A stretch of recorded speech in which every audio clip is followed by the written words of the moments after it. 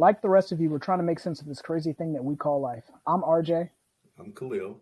and welcome to Try Not to Overthink It. Every day we find ourselves discussing many different topics, ranging from trending news to the state of our society as a whole.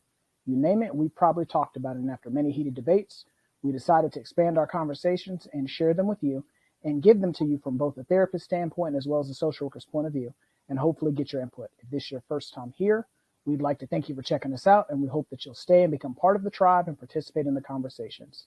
So today we have another guest, Miss Lacresha Coleman. She is a licensed independent clinical social worker, Good and she has job. been very instrumental in me getting to where I needed to get to. And so today we are going to talk about being a single mom. We in today's society, that is not looked on as being one of the better things to be. And so I decided to reach out to someone that has lived experience in being a single mom and can clear up some of the misconceptions associated with being a single mom, and can share some of her story, and hopefully have a conversation of education instead of a conversation of confrontation, and change some of the thought processes and the viewpoints of what it means to be a single mom. So, Miss Lucretia, tell us a little bit about yourself. Yeah, sure. So I'm originally from Chattanooga, Tennessee. I came down here to go to school. I'm a undergrad, two-time grad from Alabama A&M University. Go Bulldogs! And I actually came down here not in the right focus direction, and how they come. Some people come down here and major in anything from psychology to criminal justice. I came down here to major in partying. So when I got down here, like I said, my focus was off, and the first year was really rough, and I met my kid's father, and kids started kind of falling out the sky. I got married, and I decided that I wanted a better life for my kids, and I went back. I went back to school and was able to finish my undergrad and grad degree, where I got my master's in social work. So, first, I want to say that thank you for inviting me on your show. I was married, and I know this is about single moms, but I was married to my kid's father. We stayed married for roughly around 15, 16 years. And marriages, I know there's some single parents, but marriages these days aren't like they used to be growing up. And Mhm. so ours, unfortunately, ended in divorce. And even part of before the divorce, I felt like I was doing a lot as a parent, a parent with two households, but I was doing a lot more. And I decided that I needed to show and be that foundation for my kids as a single mom, trying to be that model mother. I decided that I was going to finish my master's while my kids were in school. I come home and I do some of their work while I finish, and I'll do my own work. And that led to a lot of second guessing of what it was that I actually wanted to accomplish in school. And a lot of times I wanted to just throw in the towel, but I'm glad I didn't. And I'm here. Well, I mean, I like what you said about the fact that you wanted to be an example to your kids. Because I know that it's always funny, before we started recording, and I was explaining to you about the show. Um, it's always funny how like the episodes kind of line up, Right. like the things that we talk about in previous episodes kind of feed into other episodes after that. Mhm. And one of our other hosts, Unique, talked about that, about, being that example, being that person that your kids can model, because, Mhm. we tend to do the things that are normal to us. Right. Mhm. So if my parents went to school, I'm probably going to go to school. If my parents work Mhm. a job, I'm probably going to work a job. If my Mhm. parents are standing, upstanding citizens of society, I'm probably going to do the same thing. And Mhm. so I always love to hear when people say that I want to be that example for my kids to follow, because you see a lot of times in today's society, kids are kind of raising themselves. Yeah. They're kind of raising themselves, or someone who is not the parent. And I was having this conversation with one of the ministers at my church, Mm-hmm. and I was telling him, I was like, hey, what you don't put into your kid, someone else will put into your kid, and you won't always have control over that. And so, he was like, you know what, I never thought about that. And like, I want to say a couple weeks later, he came back and he was just like, me and my wife were sitting down talking. He was like, like, and she almost said the same exact thing that you said to me. She said the same thing. Mm-hmm. And, he was like, I had never really thought about it like that till you said that. He said, but, he recognized then that he needed to spend a little bit more time, especially like with his son, because his son was getting to that age where, you know, he's starting to discover that, hey, I can start doing things for myself. Yeah. And so at that point, yeah, you want to kind of start putting into your kid so that your kid, when they get to 13, 14, 15 years old, they're more adjusted and they're more developed into who they're supposed to be. Right. So I've been focusing a lot in the population that I serve, um, with young adults, and I've been focusing in on generational cycles. So Mm-hmm. I grew up. I'm the youngest of three girls. My mom was a single parent, and I saw the struggles, the emotional struggles, the financial struggles, the mental struggles. I saw all of that, not probably from the but from the perspective of what my older sister saw, but it was a lot of things that I saw that, of course, if you all are parents or you become a parent, um, you get into this. I want my child to have better than I have syndrome. And so you start to do all or give more or compensate for the things that you didn't receive, from that single parent who was doing everything. And so when I had my own kids, that was the mindset that I came from, is that I didn't want my kids to experience the things that I had experienced growing up. Like I said, my unfortunate marriage ended in divorce, but my mom, she never married me nor my sister's father. So we really didn't have a male role model. So that played a big part into why I think I stayed in the marriage as long as I did, because, just being transparent, there were a lot of issues earlier on in the marriage that probably, maybe, possibly a marriage counselor would have, taken care of. But, mental health and the stigma of trying to squash it has just started, like in the last, what, 5, 10 years. So Mm-hmm. we weren't trying to, go to your pastor. Yes, that's great, but it wasn't getting to the root of the problem. So when our marriage started to falter, it kind of triggered those memories that I had with my mom being a single parent and the struggles that she had. And so, I wanted to do different. And I think that was a big part of my motivation, of making sure that I had the education and had the degree, and so that I can make myself marketable and provide for my kids, no matter what the case may be. Thank you for addressing one of the key issues I think a lot of people have here, Lucretia, because and you've been so honest and vulnerable with us, and I appreciate that because, being divorced, we talked about that on another segment. And RJ's right; it always seems to flow together because Yeah. we talked about that. And there's such a high divorce rate. I mean, the amount of single mothers, we Mm-hmm. talked about that as well in another episode, Mm-hmm. is on the rise as well. And there's a high percentage of kids who grow up in single parent households. Mm-hmm. And so you not wanting to repeat that cycle might have contributed, like you said, to you hanging on to that relationship a little bit longer or Mm-hmm. trying to work it out on your own.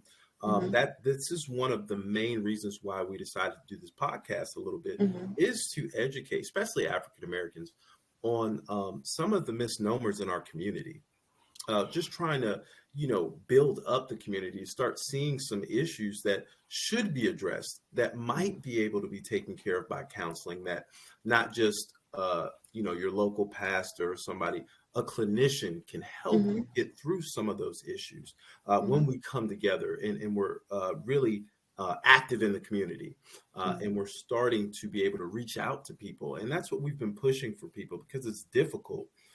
Just being a single mother alone, trying to take care of children, that's a lot of stress on anybody. Mm-hmm. And I wanted to talk a little bit about that. So, once you got divorced, how did you navigate through that? Oh Lord. Oh, geez. There were days that there were days that didn't I gave myself credit for just putting my feet on the ground, getting out of the bed. Right. It was very, very hard. I think one of the misconceptions behind, um, you know, single parenting or after, a divorce is that there are, you have a lot of resources and, you know, you can, you have a lot of support, you can get through anything. Well, in the moment, you don't think that way. Right. It's like, I don't know what to do, even though I felt like I had the, the tools needed to, help me get through mentally and emotionally, which is kind of sort of the same thing. Um, it just felt like I was completely alone, but I couldn't show that to my kids that I was struggling to bring myself to a place where, hey, I am repeating the same cycle of not having or, having a healthy family. And so Mhm. a lot of that was bothering me, and so there would be days where I get up, it was like I was on autopilot. I get up, I take the kids to school, get them up, make breakfast, take the kids to school, go to work, go through the day. Like I felt like I knew what I was doing, but I didn't feel like myself. Right. Mhm. And so there'd be times where, after the kids go to sleep, the house is quiet, I sit and I just cry, and, and Mhm. and that went on for a while, until I went to work and it started to uh, impact my productivity at work. And one of my best friends, I don't know if you remember her, RJ April, Mhm. uh, she she suggested that I go get help. And that's one thing as, single parents or clinicians, single parents that are clinicians, we oftentimes feel like we should carry the world on our shoulders after something as devastating as a divorce, because it's like that's a loss, that's grief. And so I didn't Mhm. realize that that's what I was dealing with. And it was not just grief of my marriage ending, but it was grief from the idea of what I thought my family should look like, which Right. was indifferent to what I grew up in. So it bothered me a lot. So to the point where, like I said, when I came to work and it started to show, I was told, hey, we need to go address this. And it took a while to understand some things about rewriting my own narrative. It's okay to start over.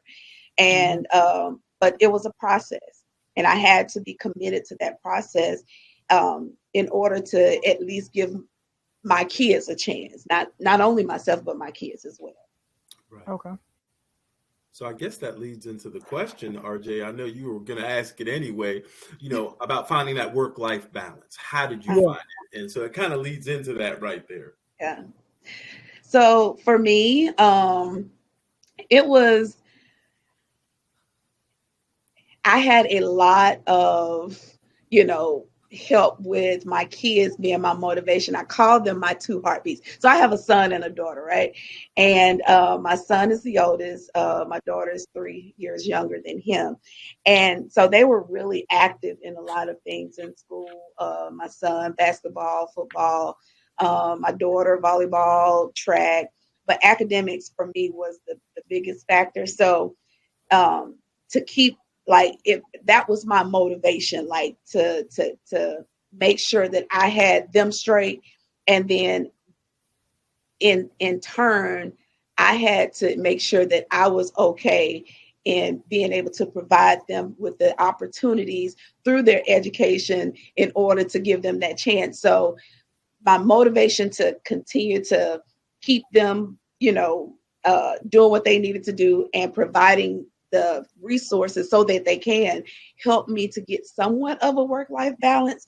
And when I looked at the question about work-life balance, it was like the first thing that came to my head was balance looks different for everyone. So Mm-hmm. I know that for me, that balance was it was almost a non-conceivable thing, because I didn't know how then to do less of one or more of the other. It was like two different extremes. I would, you know, work throughout the night, and I'm not talking about just my profession. I'm talking about like being a mom, being, working on the house, working from my job. I bring my work home, which is not what we're supposed to do. And then pop back up, getting them ready for school. Like it was going to games, going to PTA conferences and meetings and stuff like that. It was always an extreme. And so those two extremes became my balance and helped me to, you know, develop a different type of work ethic. But, it became my balance. And that's what my balance looked So I have a question for you. like. So, support. Did you have support, and and if you did, what did that look like for you? Okay, so yes, short answer. I did have support. Did I always reach out to that support? No. Support for me at that time looked like family. I had, I have two, like I told you before, I have two older sisters. I come from a small family, so, and we're not very, very close, but if I need to talk to them and call them, I would. But everyone had their own stuff going on. So oftentimes felt like I don't want to put more on them. I don't want to call and bother them. I don't want to, all of that. Mm-hmm. So I had family, I had friends, and I took the same mentality with the friends that I had. And I only called, I can count on one hand, actually three fingers, of the people that I actually can call friend. But I took the same mentality with them. It's like, I know they're tired of hearing the same old, so not going to call them. And I suffered in silence a lot of the times. I'm a member of Phillips CME Church, have been for over 20 years now. And even with that, and I grew up in a church, even that connection and that support, I would pull away from. So the support was there. It was how I had to look at reaching out, or the idea of needing help or using the help that was there, because I felt like at the time then that that wasn't, that I was either too much, or my problems weren't big enough to have to reach out to them. So that's what my support system then and now looks like. Actually, I have additional support through, the networks that I've made, the connections that I've made um, through my profession, because I now work in my own private practice, and through, community engagement and involvement activities that I've been a part of recently. So support has gotten way better, and my understanding of the fact that at some point in our lives, everyone is going to need help, and it's okay to ask for it and use it. Right. Right. So, So, did you ever experience the absence of the other parent? yes. And, I, for a long time, I was angry and resentful and bitter. And when people ask me about our relationship, Mm-hmm. and I've never wanted to, and I never have been the type of person, human being that have to pull someone else down to lift myself up. Mm-hmm. So at the time of our separation, before we divorced, his mother got sick, and he's an only child. And so, being that his lifestyle environment or his childhood was similar to mine, but different because the absence of having a parent to actually nurture you, um, to give you that affection and that attention, to be seen. I missed a lot of that. Mm-hmm. Whereas he didn't, he got an abundance of that. And so, with him being an only child, raised by a single parent himself, when she got sick, it took a very, he took it very hard. It Mm-hmm. took a toll on his mental health, and how he dealt with it created, it fueled the fire to our issues. Mm-hmm. And so, instead of addressing it the way we probably should have, in a healthy way that provided less impact to how our kids saw it, Mm-hmm. um, you know, we continued to bicker, and it drove a wedge between how much time he spent with our kids. And oftentimes I wanted to, we never did the court thing. I wanted to do everything outside of court. And it's crazy because, you know, girlfriends, not my friends, my girlfriends, girl, you stupid. I wouldn't have did, I would have did it. And I'm like, I don't feel like going to court, y'all. I've been fighting for like 15 years. I'm tired of fighting. I'm tired of fighting. I just want them to be there. We made these kids together, just be there. But him dealing with things that, you know, oftentimes most Black men, I've come to realize, don't see as something that it is not as important, but emotions are not expressed Mm-hmm. freely and as much as, they would like to, because most, if not all, Black men see that if you're having feelings or you're showing emotions, there's some type of weakness there. So it was always a wedge between him being there for his kids, because he couldn't handle the grief of losing his mom. And I Mm-hmm. understood that partially, but the other part of me, wanted more interaction between them two, between them three. And so that they could, build a better relationship. So to answer your question, he wasn't as there as much as I would have liked him to be, but I Mm-hmm. understand. Right. Okay.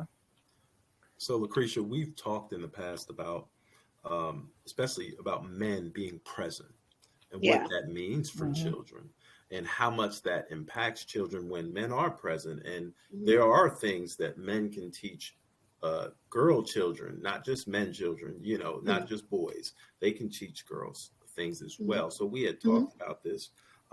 Did you see maybe because of his lack of being present, did you Mm-hmm. see some deficits that started to happen in the relationships? Oh, absolutely. So in order to understand, like, it's crazy how things come full circle, understanding generational patterns and things of that nature. So my dad passed away when I was 16, but Mm-hmm. prior to that, he wasn't really in my life, although he was in my life. Um, he was in my life as much as my mom would allow him to.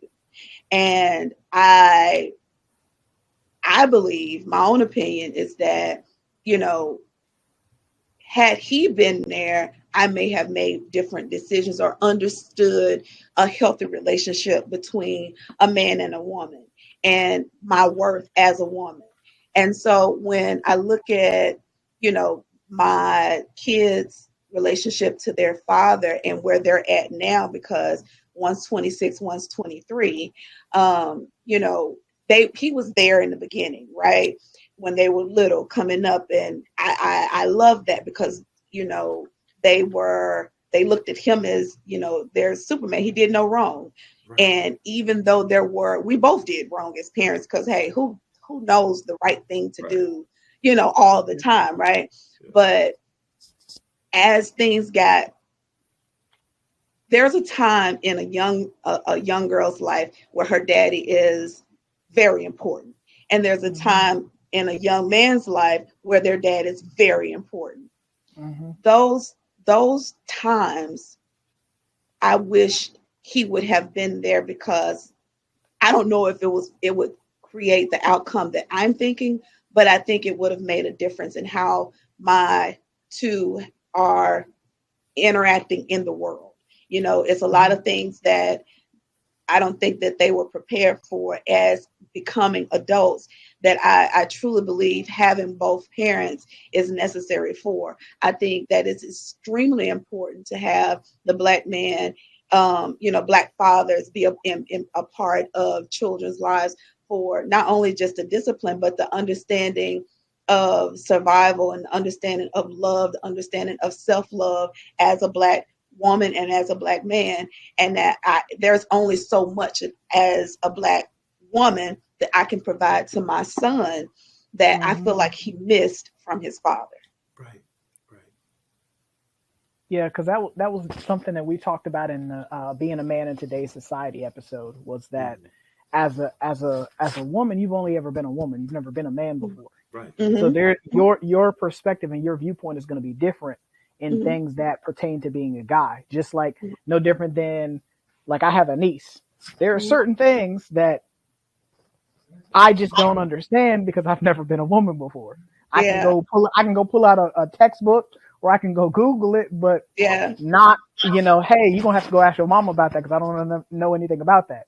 Yeah. So it's very important, like when we have these conversations about parenthood, period, Mm-hmm. as just as a whole. Like, we don't have the more deeper conversations, like when we talk about creating life.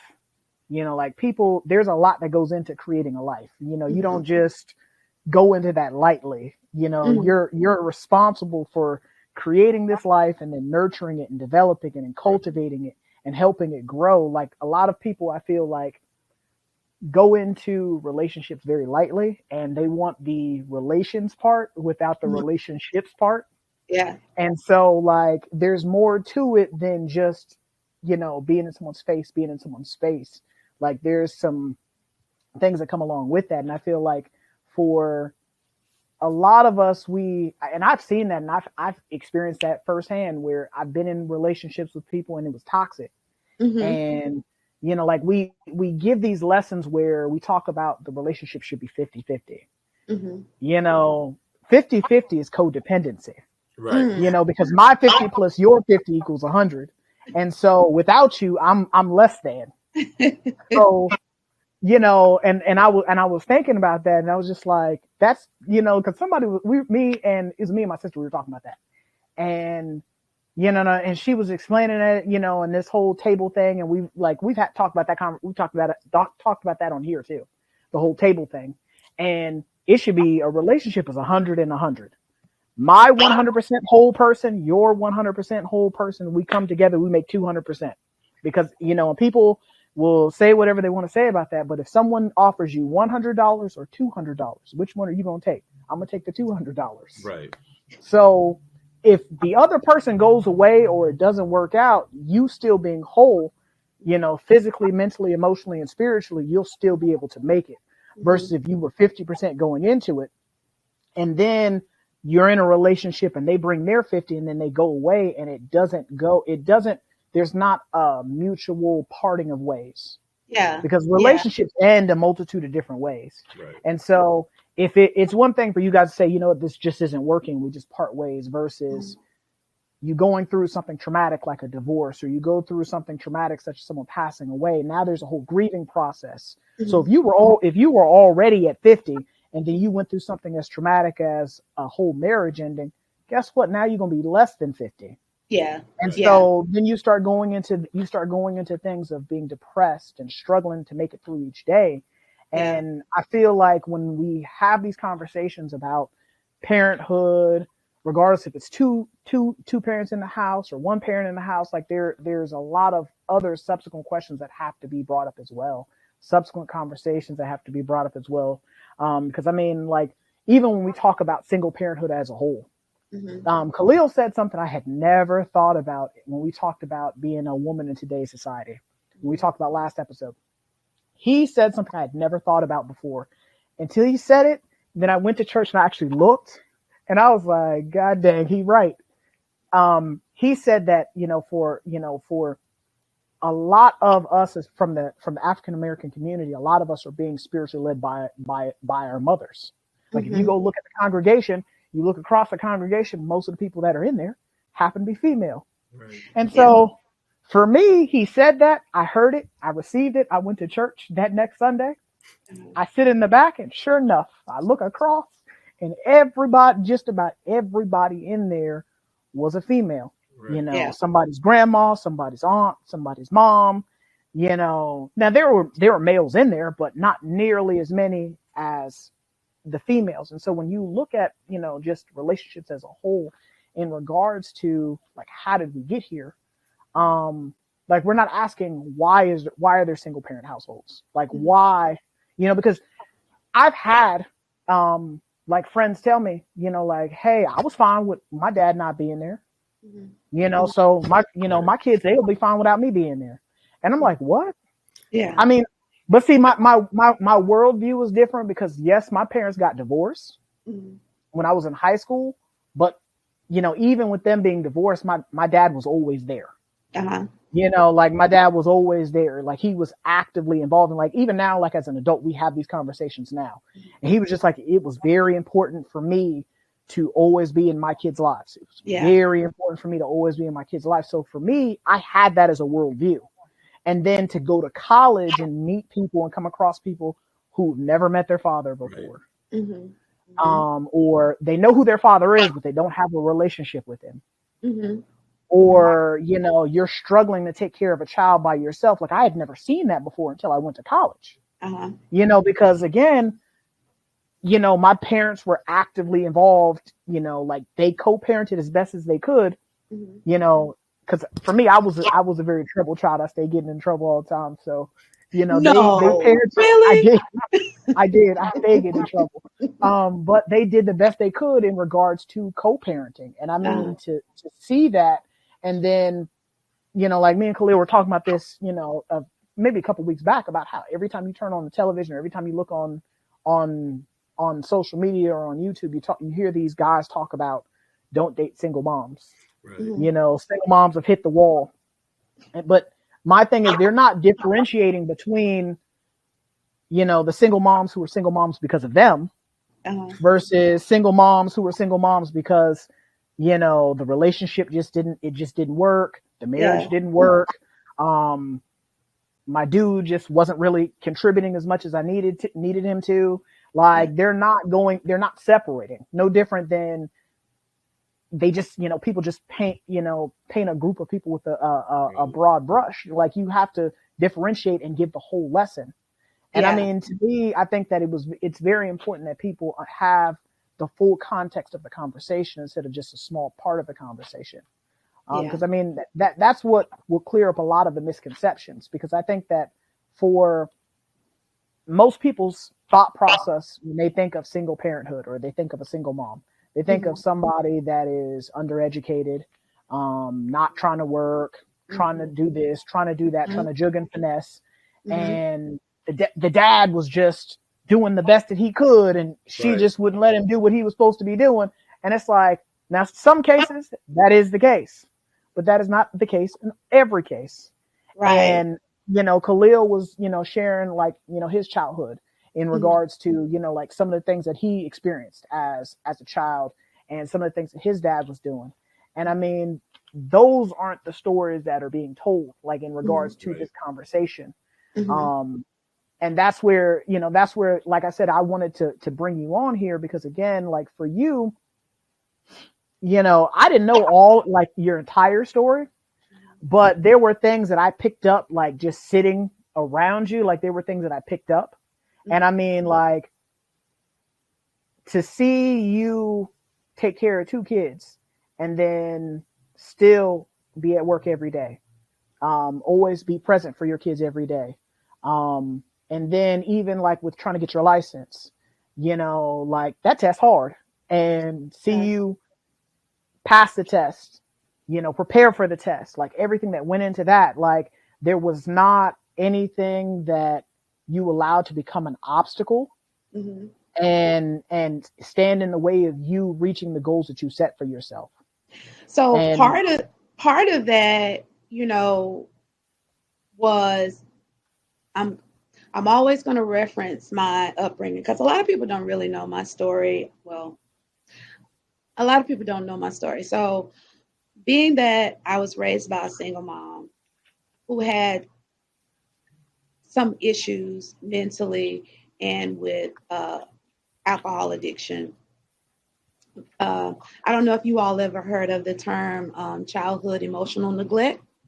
mhm, Um, there were a lot of things that I was seeking and searching for in her that she just wasn't able to give because it wasn't given to her. And I understand that now that I'm an adult, but I was told, things like, you're never going to be anything, you're stupid, you're dumb, da da da da da da da. And I'm talking about these are multiple times throughout my life.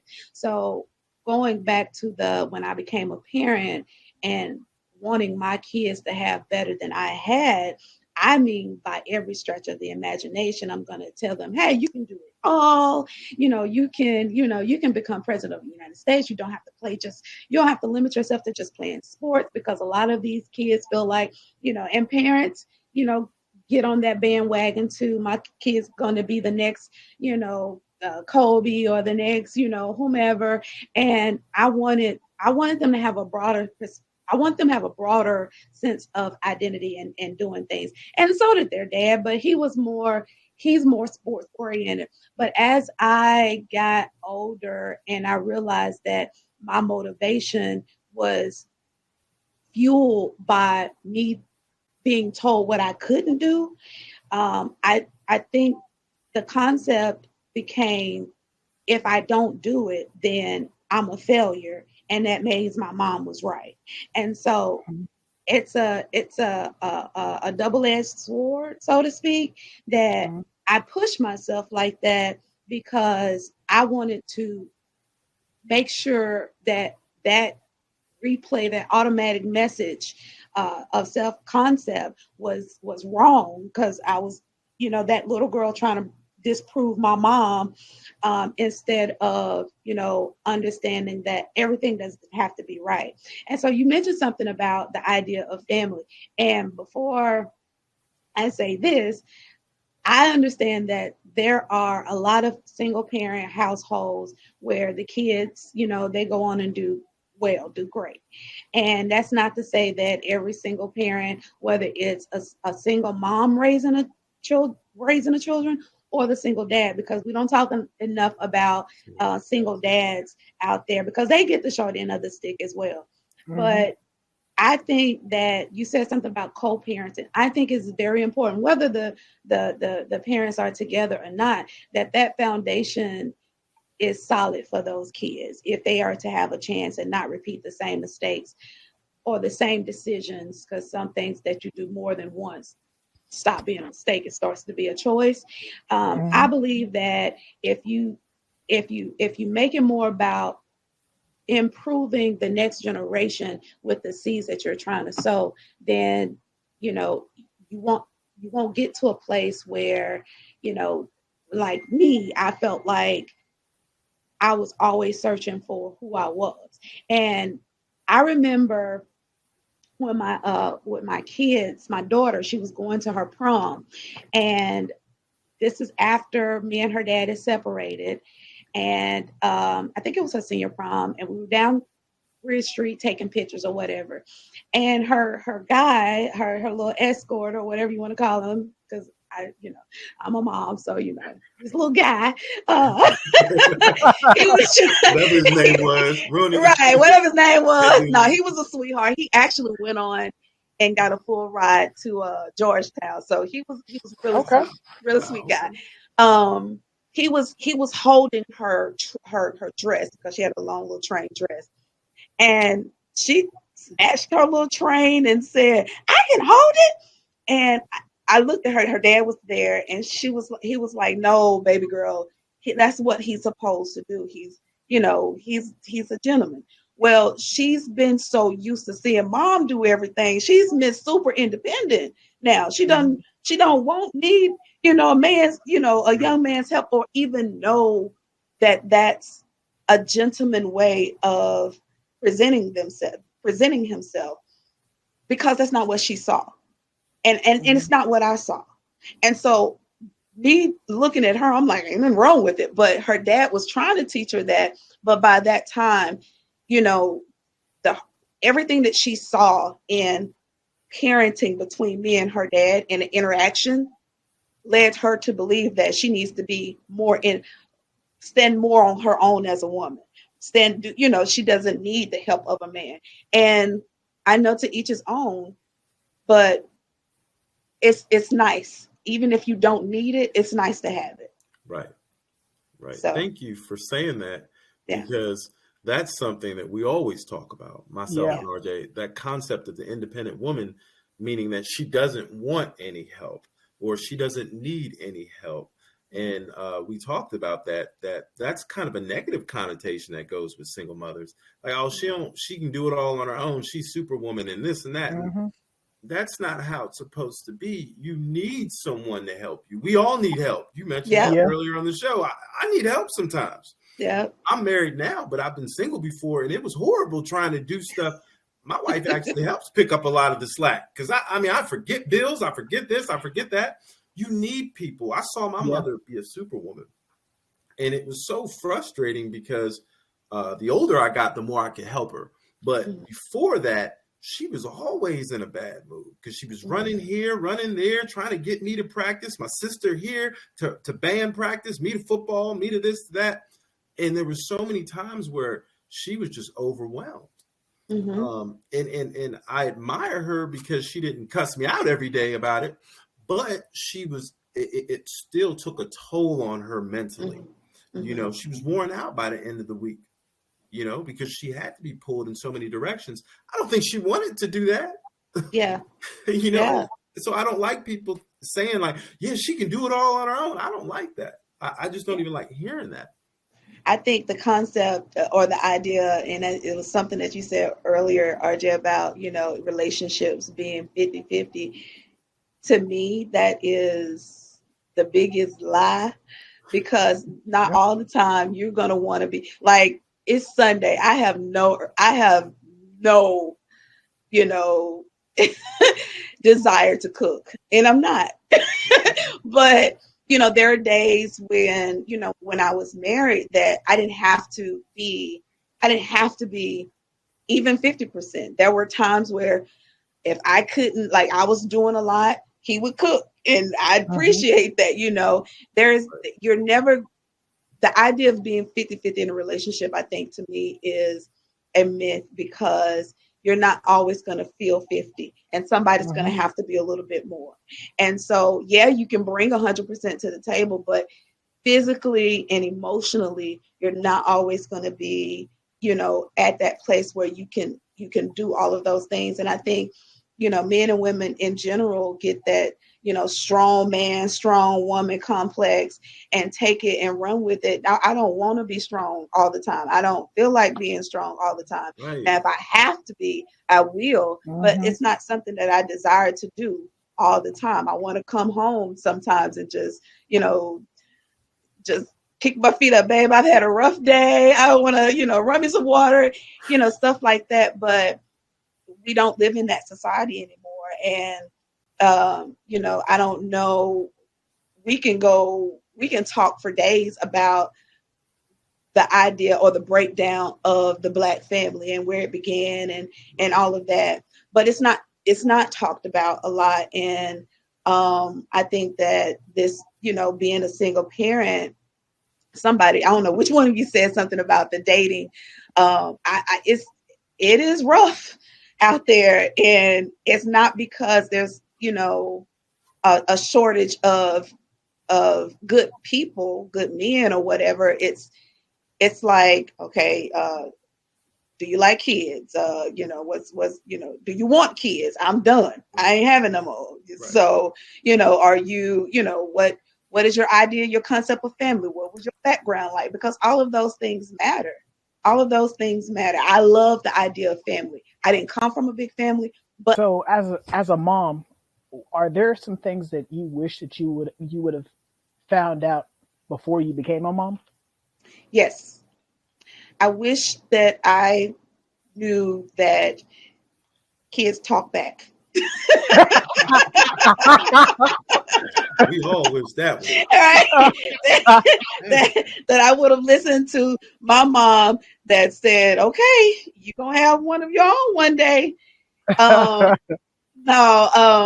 that being a mother, being a parent, but being a mother, that's forever. I thought when I got both of them across that stage, when they graduated from high school, that was it. I was, empty nesting and I'm about to live my life. Nope. Nope. It is a forever job. And I won't even necessarily call it's a job. But I enjoy it. Another thing is that I don't have to know everything.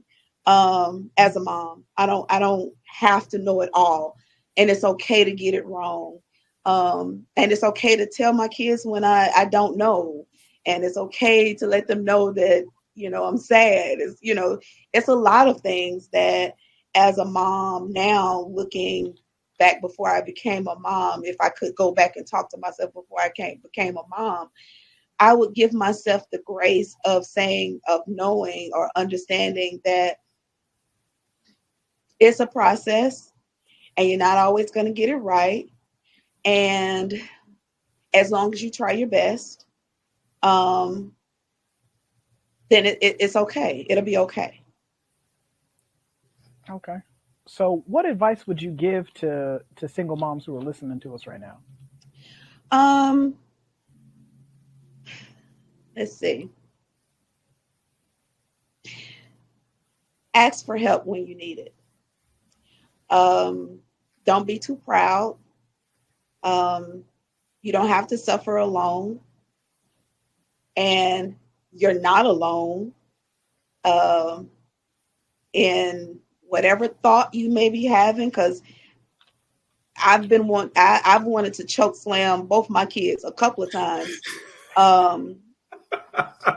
and felt like I would have looked real good in orange a few times with my kids. Lock me up. Oh gosh.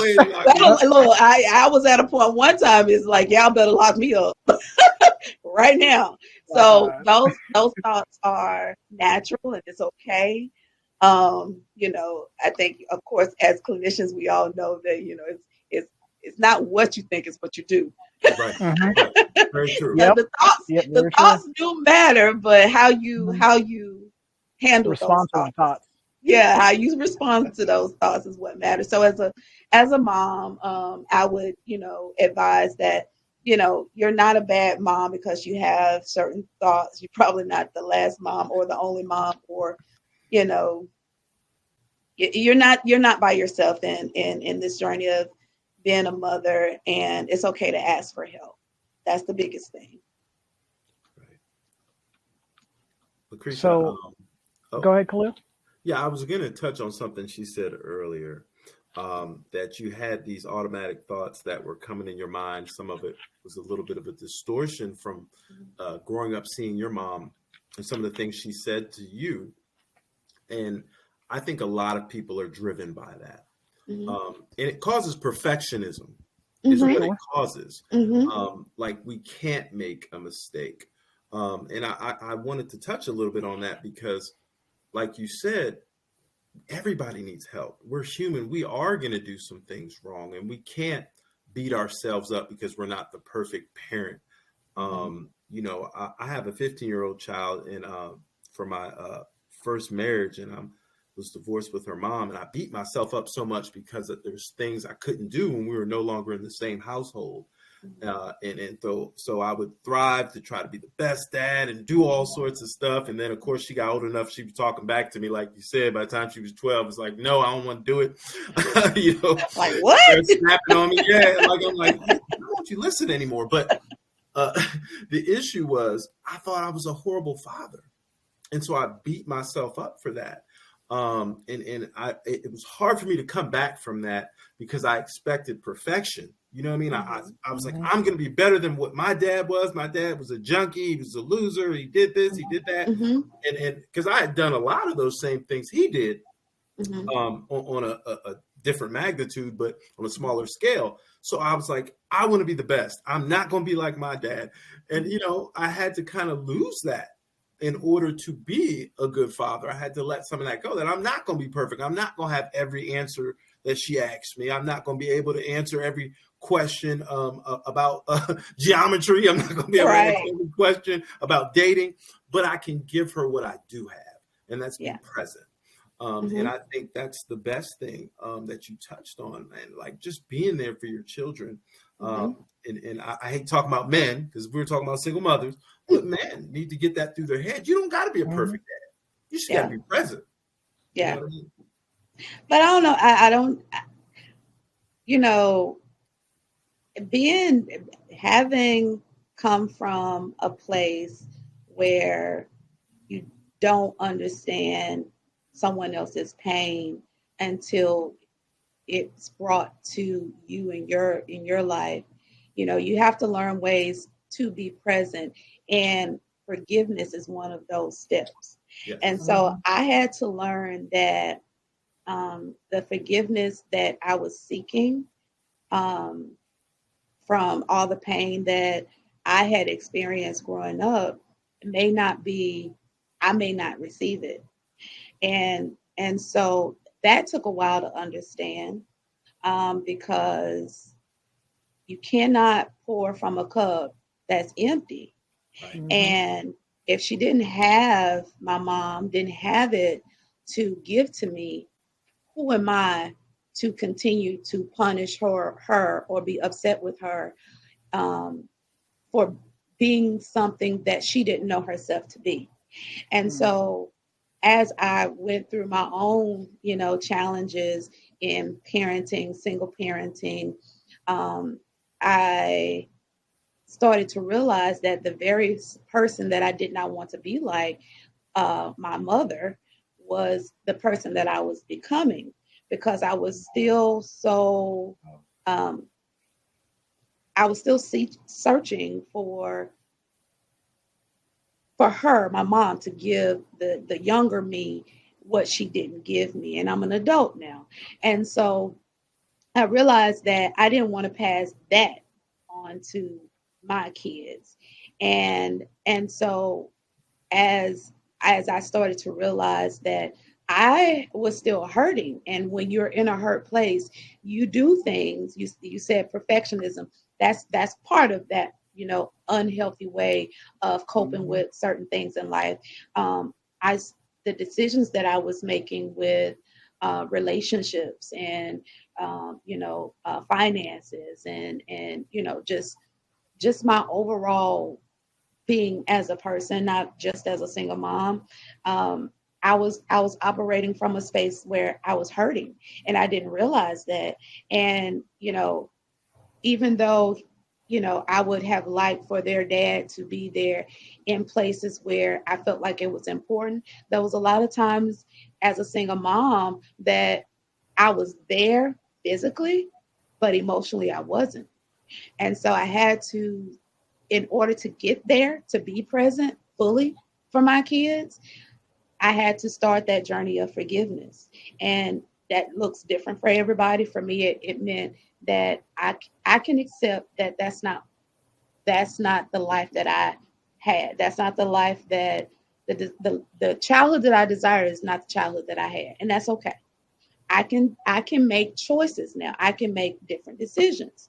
And so when you're operating from a place where there's less hurt and more healing, um, then those are the values I think that are more important for the next generation to pick up. And as a mom, even now with my kids being adults, my son, he's struggling um, emotionally, mentally, and with drug addiction right now. Um, I there's a saying to give it to God, let go and Mm-hmm. let God.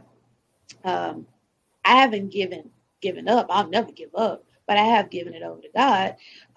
That I'm going to be present when I need to be, Mm-hmm. fully present the way I need to be for Him, as much as I can be, and as well for my daughter. And so I think for single moms or single parents out there, um, there is no clear cut blueprint on being a perfect parent, because I've counseled perfect parents in my mind that are picture perfect in how they raise their kids, and the kids still turn out doing Right. devilish stuff. Right. So, Mm-hmm. you just really don't know, but as long as you're being present, fully present, that's kind of the best that we can do. Right. Wonderful. Thank you. That is such great advice for all parents, not just women, but for men, women. Yeah, Um, for sure. and we all know that we talk about it on the show that we all have to start healing. Mm-hmm. There's generational curses that just continue when we don't start that healing process, when we're not being fully present and not knowing and being aware of what's going on within ourselves first. To be able to help anybody else, you really need to know what's going on in here. And that is just so wonderful that you took ownership of that and that accountability. So thank you so much for being vulnerable again. And that's where I wanted to see that on a show like this. As a social worker, I like to keep it authentic. I like to keep it real. We talked about that. Yeah. And that's what I wanted. It just, this is what makes me feel good, because when we can reach somebody by hearing another person's story, I know that right there will do more than just going off a script or something like that, Mm-hmm. to reach more of the masses of people. Thank you so much Absolutely. for that. No problem. No problem. For sure. I definitely cannot express my gratitude enough for you joining us this afternoon. I know you're super busy, but like I had, like when this topic came up, um, I knew that I had to get you for this episode because I mean, like I said, just I remember being in graduate school and sitting and listening to you and writing stuff down and working with you, and like some of the things that I saw between you and Iantha, I mean, like helped shape who I became as a provider. Um, and like left lasting impact upon my life in a positive way. And I mean, like I cannot thank you guys enough for the things that you guys did for me in regards to like helping shape who I became as a provider. Like you guys did an awesome job, and I always looked up to y'all in regards to the way that you guys made clients feel, and just the way that you guys always carried yourselves, and the way that you guys always were just always present. I always admired that about you guys, and I definitely, like I said, when this topic came up for this episode, I was like, I know who to ask. Go ask her. We go ask her. Hopefully, she'll say yes, and you did. And so I'm definitely super appreciative of you sharing your experience with our audience and with us. I definitely, you know, I don't even have any kids, but I feel like I got something from this. Um, and I hope that people who do have kids, regardless if you're in a relationship or out of a relationship, that you will have gained something from this that will help improve what you have going on. So we're going to end the conversation here. We want to ask everybody that is listening that we do have a YouTube. So we are try not to overthink it on YouTube. If you happen to stop by the YouTube, we ask that you like, share, subscribe to the channel, um, Yes. turn your notifications on because we do put out new content every week. We can be listened to If you're interested in listening rather than watching, we can be listened to on Apple Podcasts, Spotify, Anchor, pretty much everywhere that you can listen to. You can listen to us. Just type in, try not to overthink it, and we'll come up. But we're signing out for this episode. I'm RJ. I'm Khalil.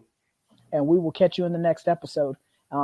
We ask that you, if you like what you heard, like, share, subscribe, share it with everybody, and catch us on the next episode.